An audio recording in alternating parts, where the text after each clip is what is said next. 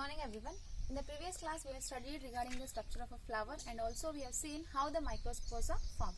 So in the today's class we will be studying how these microspores are converted into a pollen grain and also regarding the female reproductive part, that is the structure of the megasporangia.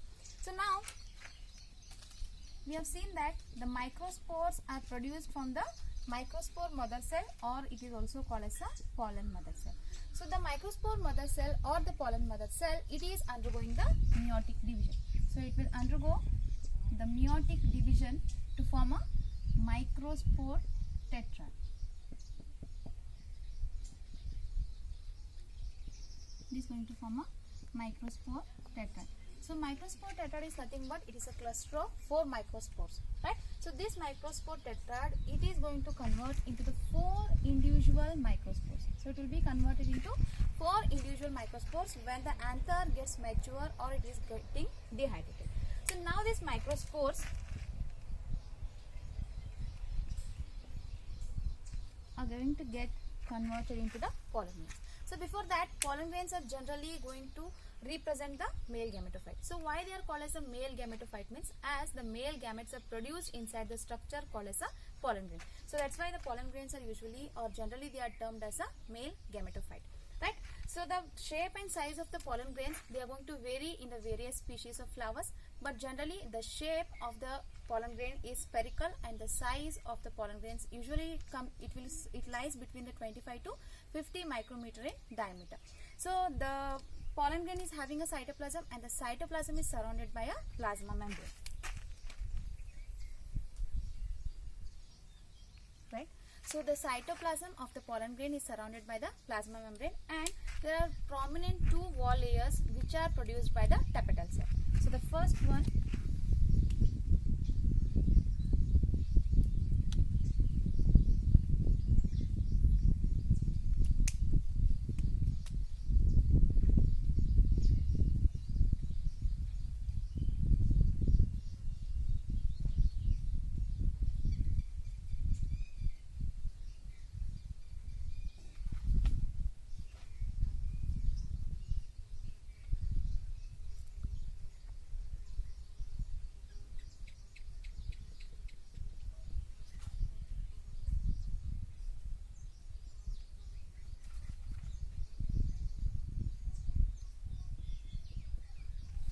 So these are the 2 prominent wall layers which are produced by the tapetal cell, and the first one is the hard outer layer which is called as a exine. So this is a hard and it is a outer layer which is called as a exine, and this exine is made up of a sporopollen.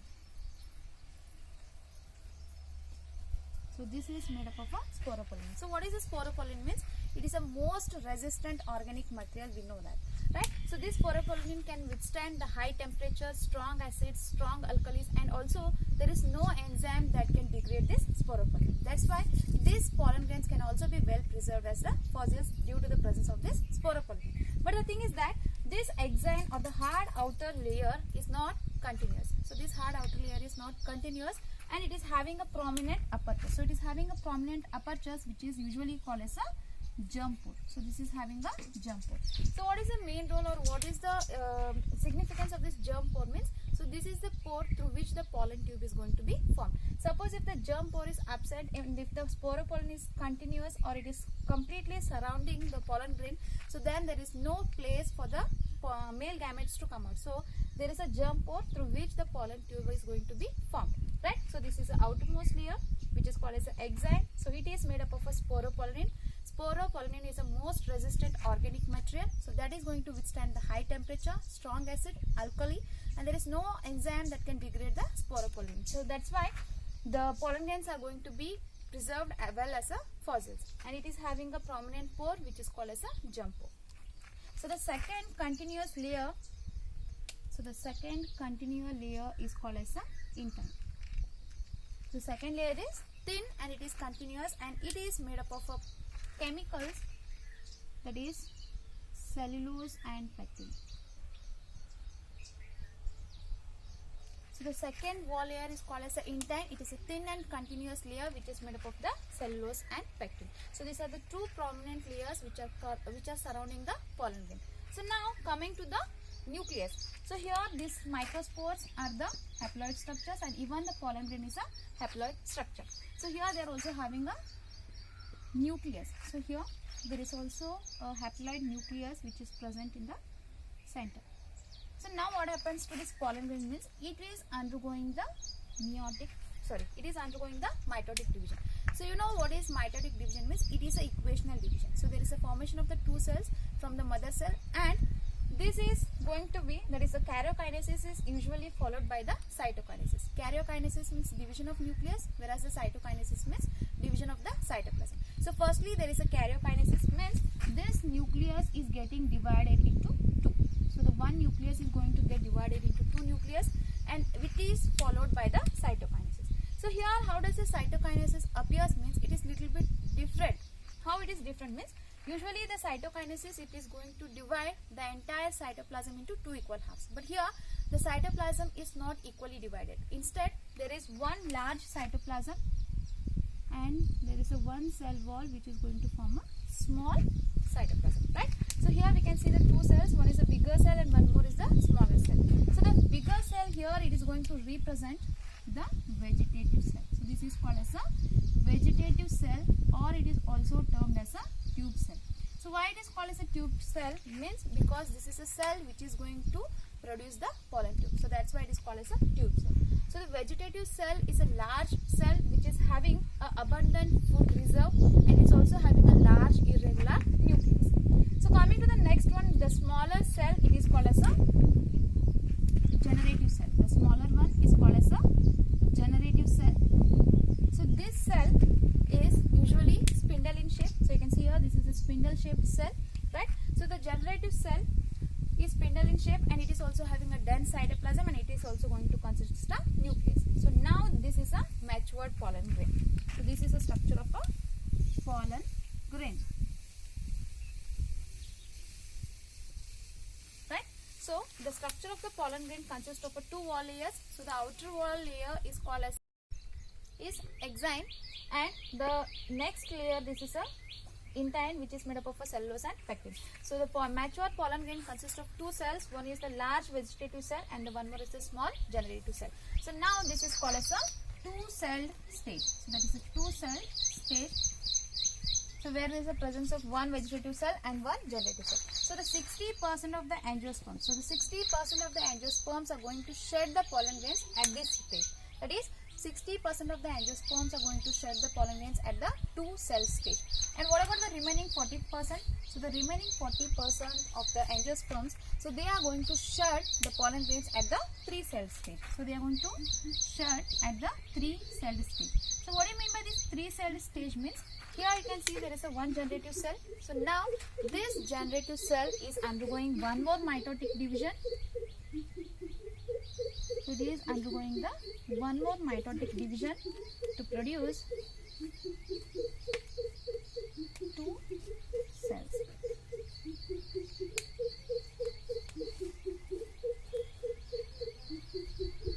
So now this is termed, or this is called as a three-cell pollen grain, right? So 60% of the angiosperms are going to shed their pollen grains at a two-cell stage, and 40% of the angiosperms are going to shed their pollen grains at the three-cell stage. So two-cell stage means one vegetative cell and one generative cell. Three-cell stage means one vegetative cell and two male gametes, right? So as we know that pollen grains are having both the benefits as well as the losses also. So it is having both the advantages as well as the disadvantages. So what is the disadvantage of the pollen grain is that, so pollen grains are going to cause the allergy, and also they are going to cause the bronchial affections. So this can lead to the severe disorders such as the bronchitis as well as the asthma, right? So the most known example for this is Parthenium, or we can generally call it as a carrot grass. So it has come with an import of the wheat. So it is imported as a contaminant, and it is going to cause the severe pollen allergy that is going to lead to the diseases such as asthma as well as the bronchitis. So coming to the benefits of this pollen grain, as this pollen grain is rich in nutrients, so this is used as a food supplement in the foreign countries in the form of a tablets, or it is also consumed in the form of the syrups, and it is also going to increase the performance in the athletics as well as the race horses, right? So these are the advantages and disadvantages of the pollen grain. So advantages, it is rich in nutrients and it can be consumed as a food supplement. Disadvantage is that it can cause the allergy and it is going to lead to the chronic disorders such as the asthma as well as the bronchitis. So now once the pollen grains are released, so they have to land on the stigma before they lose their viability, right? So firstly the anther is there. Within the anther there is a microsporangia.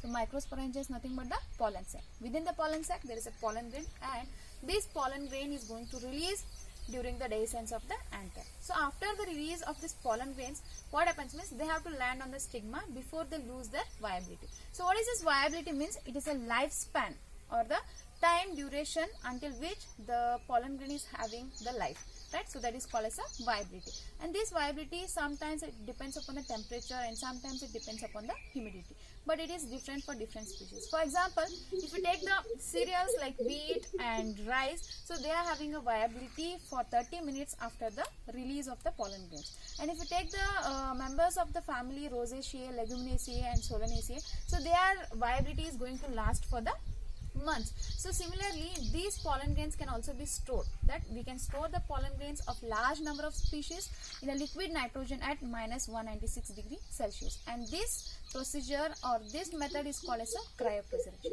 So cryopreservation is nothing but storing the things at a very low temperature is called as a cryopreservation. So here we can store the pollen grains of the various species in the liquid nitrogen at -196 degrees Celsius, right? And these stored pollen grains can be used in the form of the pollen grains. So now with this we are going to complete the male reproductive part. So what all things we have studied in the male reproductive part is that, so the male reproductive part is called as androecium, and this androecium is having a large number of stamens. So stamen is having two parts, that is anther and the filament. Within the anther there is a microsporangia. So microsporangia is going to get converted into the pollen sac. Within the pollen sac there is a formation of the pollen grains, and within the pollen grains, so pollen grain is nothing but the male gametophyte, and within the pollen grains there is a formation of the male gametes, right? So now we will study regarding the second thing, that is a female reproductive part.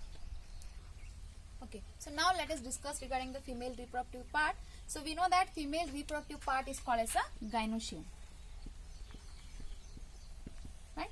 And this gynoecium consists of a number of carpels, and this, the one more term which is used for the carpels is also the pistil. We can call them either the carpel or we can call them as a pistil, right? So the gynoecium is going to represent the female reproductive part, and this consists of a number of carpel or the number of pistil. Suppose if the gynoecium is consisting of only one carpel, suppose if the gynoecium is having only one carpel, so it is termed as a monocarpellary. So now it is called as a monocarpellary. Suppose if the gynoecium is having more than one carpel,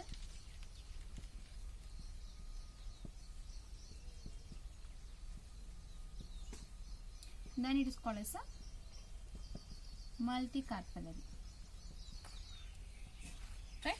So the gynoecium can either have one carpel or they can have more than one carpel. So whenever the flower is having only one carpel or only one pistil, so it is termed as a monocarpellary, and when they are having more than one carpel or more than one pistil, so they are termed as a multicarpellary. So whenever there are the multicarpels present in the flowers, so they can either be fused or they can be free from one another. So these carpels, whenever they are large, if they are present in a large number, so they can be present in the form of a fused or they can be free from one another. Suppose they are in the form of a fused, so they are called as a syncarpous. So they are termed as syncarpous. If they are free from one another, so they are called as a apocarpous. Right. So the gynoecium can either have one carpel or it can have more than one carpel. So whenever there is more than one carpel, so these carpels can either be fused or they can be free from one another. So whenever they are fused, so they are termed as a syncarpous, and when they are free from one another, so they are termed as a apocarpous. And we have already seen that the pistil consists of the three parts, right? So the pistil is going to have three parts. So the upper bulged part,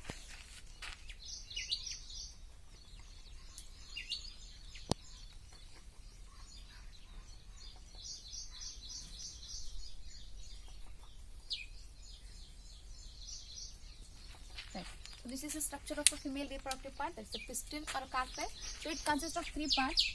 So the upper flat or bulb-like structure is called as a stigma, and it is usually called as a landing platform of the pollen grains, as it is going to receive the pollen grains. So the second slender and elongated structure below the stigma is called as a style. So it is called as a style, and the basal bulged part is called as a ovary.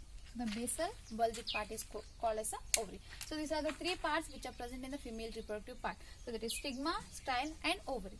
So within the ovary, so there are large number of compartments which are usually termed as a locules, or we can call them as a ovarian cavities. So locules or the ovarian cavities.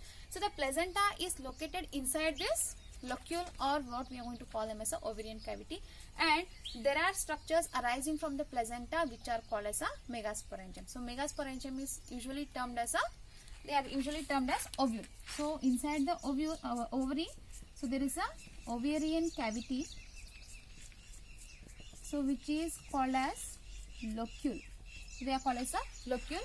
So inside the locule there is a presence of the placenta, and to the placenta there is an attachment of the megasporangium. So what is this megasporangium means? This is usually termed as a ovule. So the ovary can either consist of a single ovule, for example mango, wheat and paddy, or it can have more number of ovules, for example the watermelon, papaya as well as the orchids. Right? So this is regarding the female reproductive part. So now let us in detail study regarding the structure of the megasporangium.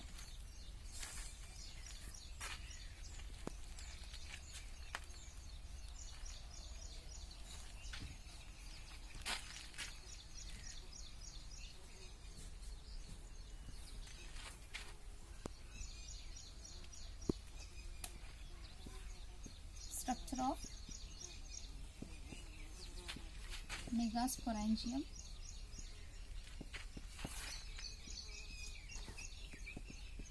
Which is usually termed as a ovule. Right? So the ovule, or there are large number, or we can see that different types of ovules in the different angiosperms, but here we are going to study regarding the typical angiosperm ovule, so which is usually a anatropous ovule. So that is a anatropous ovule. So this is usually a upside down ovule. So now let us see the diagram. So suppose this is a wall of a ovary. So suppose this is a ovary wall, right? So to this is attached a tissue which is called as a placenta.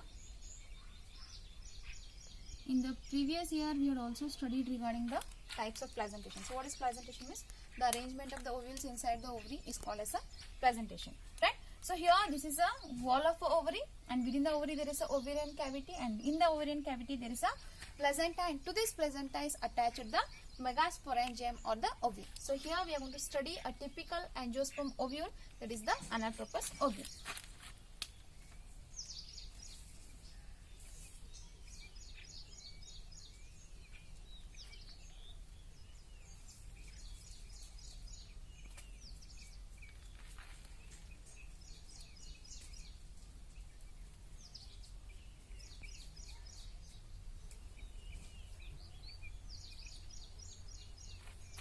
So this typical ovule consists of 2 wall layers.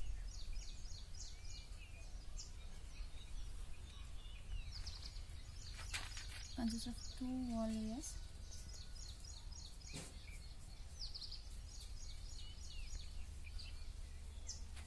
So this here, this is a ovarian wall. So this is a placenta. And you can see there is a stalk-like structure, so which is coming from the placenta. That stalk-like structure is called as a funicle. So the stalk which attaches the ovule to the placenta is called as a funicle. So it is called as a funicle. And here you can see the region where this funicle is going to fuse with the ovule. So this is a ovule and this is a funicle. So there is a part or a region where this funicle is going to attach with the ovary, or which is going to attach with the ovule, and that region is called as a hilum. Right? So see here, this is an ovarian wall. So within the ovary there is a cavity, or that is called as a locule, and within the locule there is a tissue which is called as a placenta, and for this tissue there is an attachment of the ovules, right? So here the ovule is attached to the placenta with the help of a stalk. So it is attached to the placenta with the help of a stalk, and that is called as a funicle. And here there is, you can see the region where this funicle is going to fuse with the ovule. So the region where this funicle and ovule are going to fuse, that is called as a hilum, right? So here the ovule is consisting of the two protective layers which are usually termed as integuments. So the inner one is termed as inner integument, and the outer one is called as a outer integument. So one is outer integument and the other is the inner integument, right? So you can see that these integuments are present all over the structure of the ovule, but they are absent at a particular point, and this pore or the region where the integuments are absent, so this is called as a micropyle. So this is termed as a micropyle, and usually this is also called as a micropylar end. And the end or the opposite to this, there is a chalazal end, so which is also a basal part of the ovule. So this is called as a chalazal end, right? So in the center there is a group of tissue or a mass of tissue present. There is a mass of tissue present.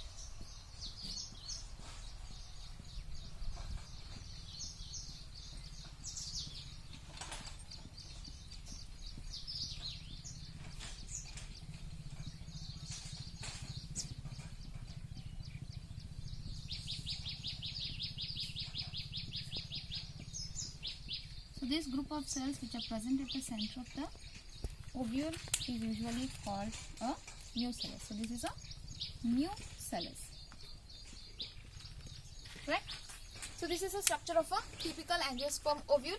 So the typical angiosperm ovule consists of these various parts. So the first one is the funicle. So what is this funicle means? It is a stalk-like structure which is going to attach the ovule to the placenta. So the second thing comes the hilum. So what is this hilum? So the hilum is a region where the funicle is going to fuse with the ovule. So then comes the integuments. Integuments are nothing but the protective coverings. So they are further getting converted into the seed coats. So that we are going to study it later. But here the outer inner integument, they are going to help in the protection. So inside these integuments, so these integuments are absent at a particular region, and that part is called as a micropyle. And the opposite to this end is called as a chalazal end. And at the center there is a mass of cells which is called as a nucellus. So here what happens means one of the cell, so the cell which is present to the end of the or towards the center, towards the micropyle, so it is getting enlarged. So it will get enlarged and it is going to get converted into the embryo sac. So that is a female gametophyte, right? So this is regarding the structure of the typical angiosperm ovule. So here how this embryo sac is going to convert means, so here we can see that. So here this single cell is going to get enlarged, and now it is going to get converted into the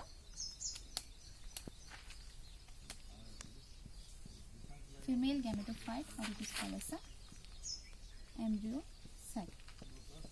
Right? So this is a structure of a ovule. So that is funicle, hilum, chalazal end, micropylar end, or the micropyle, inner integument, outer integument, embryo sac, as well as the nucellus. So these are the various parts of the ovule. In the next class, we will be studying how this cell of the nucellus is going to get converted into the embryo sac, and also we will study in detail how regarding the megasporogenesis. Thank you.